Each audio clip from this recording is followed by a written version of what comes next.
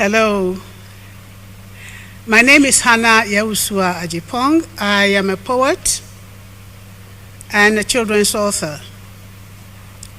My reason for writing for children is because I strongly believe that children, all children, whatever their background, whatever their nationality, all children are looking for love, affirmation, and confidence. And the only way we as parents, grandparents, and people of this world can infuse confidence in our children is telling them stories that are life-affirming.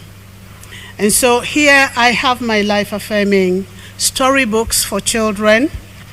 What life-affirming stories do is that they help children learn essential life skills at a very early age. If we can help the children to start thinking about what they hear and the stories that they read, it begins to develop in them critical thinking at a very early age.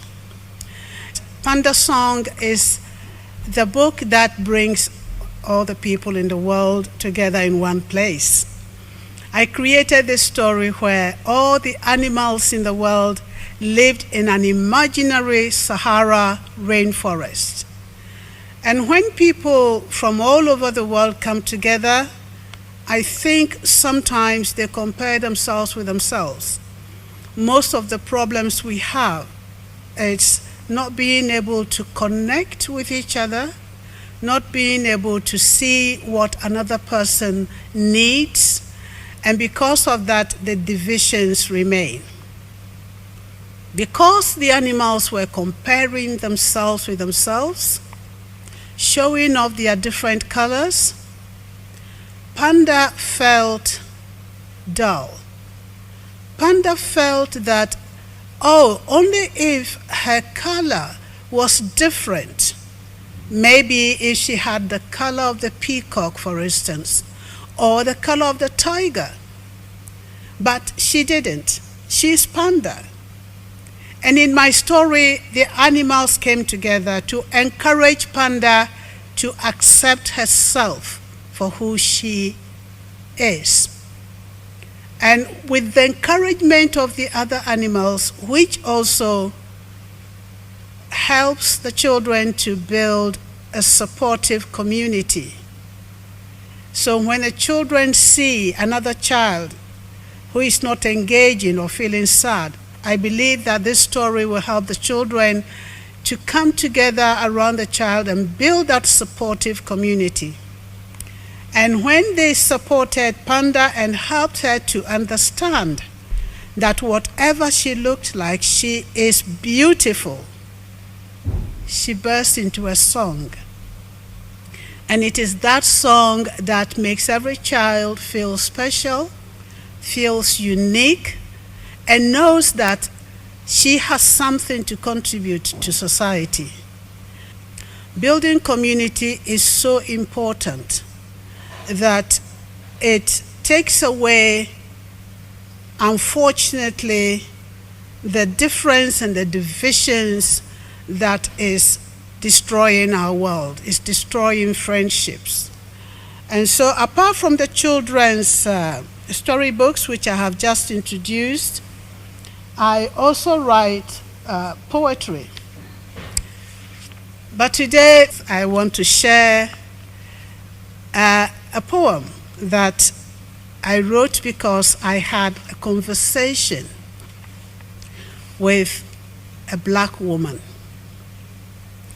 Before I had a conversation with her, she was just another black woman.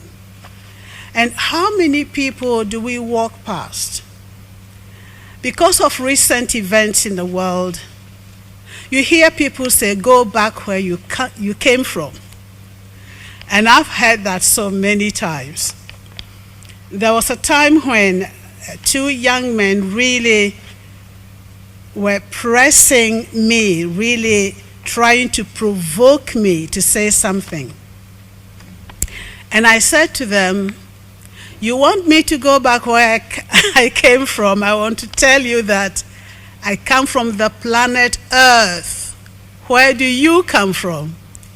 And that is the argument that was building up. This poem I dedicate to a lady called Cece. I'm not going to tell you the country she migrated from, but I hope this poem will help you to open your eyes and maybe stop by somebody, build a friendship with somebody, and have a conversation to discover who this person is. It is entitled Home. Mom, he said with a sad look in his eyes, when shall we go home? I miss my friends. That place is not our home, I protested. And then it dawned on me that home for my child was the refugee camp from where we were rescued. I had not thought of home for a long time. Where is my home?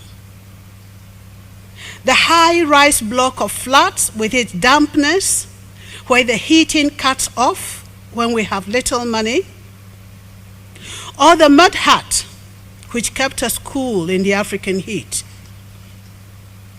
Home, where I walked barefooted on the dusty road to dig cassava from the farm, in the company of women and girls sharing their dreams of marriage and raising a family.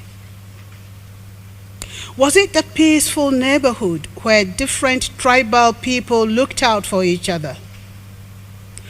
Or the sudden terror which turned every day into a nightmare, where the screams of women and children were drowned by the shouts of men and boys filled with cruel hatred, wielding machetes? My memory of home is still tainted with the smell of burning huts and dead bodies, when I ran for dear life to protect my unborn child. Could home have been a crowded refugee camp with poor sanitation, where my child was born, where 4 years passed slowly and left everyone in limbo?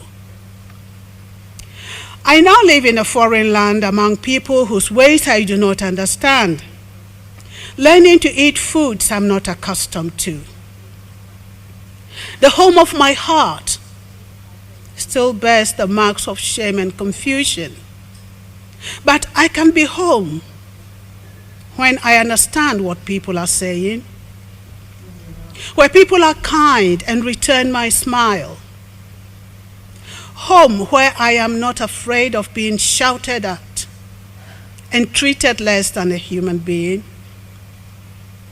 Home is where I am not cheated of my wages, where people deal honestly with me. It may be in a hot or cold country, with all the essentials for living or just the bare necessities. If I have someone to talk to, if I am not treated differently or made to feel I do not belong, then I could be home anywhere on the planet with people who care for each other and respect our common humanity. So next time you meet somebody and you tell them, go back where you come from, I want you to remember this woman's story. She lives in a street near you. You walk past her when you go shopping. Thank you.